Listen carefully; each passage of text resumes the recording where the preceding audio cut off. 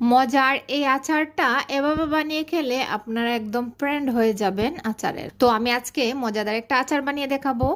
এই তো আমি কদবেল একদম ভেঙে এটার ভেতর থেকে বের করে নিয়েছি বেদুলগুলো।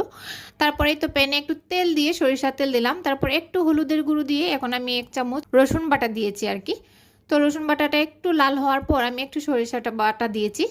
তো সরিষা বাটা দেওয়ার পর এখানে যে কদবেলগুলো আমি উঠিয়ে রেখেছিলাম তো সেইগুলাই দিয়ে দিলাম, দিয়ে এখন একটু ভালোভাবে নেড়ে চেড়ে মিশিয়ে নিচ্ছি আর কি। আর যেহেতু একটু শক্ত শক্ত একটু ভেঙে ভেঙে দিচ্ছি, তো যাই হোক ভালোভাবে মেশানোর পর এর মাঝে আমি পরিমাণ মতো গুড় দিয়ে দিলাম। আর গুড় দিয়ে এই আচারটা বানালে কিন্তু অনেক মজার হয়। আমি খুব বেশি মিষ্টি দেব না, একটু হালকা টক ঝাল মিষ্টি হবে এই আচারটা।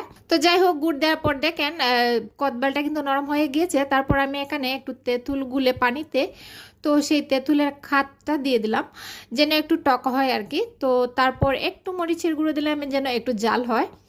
আর এখন একটু পরিমাণ মতো লবণ দিয়ে দিলাম। আচারটা একটু টক জাল মিষ্টি হলে খেতে কিন্তু অসাধারণ লাগে, তাই না? তো যাই হোক আমি সব কিছু দেওয়ার পর এখন খুব ভালোভাবে নাড়াচাড়া করে মিশিয়ে নিচ্ছি। আর দেখেন একদম নরম হয়ে গিয়েছে।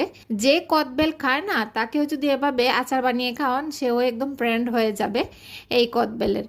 তো আমার আচার বানানো শেষ, এখন আমি একটু পরিবেশন করে দিচ্ছি। তো এই তো আমি একটু কদবেলের যে ছালের মধ্যেও একটু দিয়ে দিলাম, যেহেতু আমি কদবেলের আচার বানিয়েছি সেজন্য আর কি।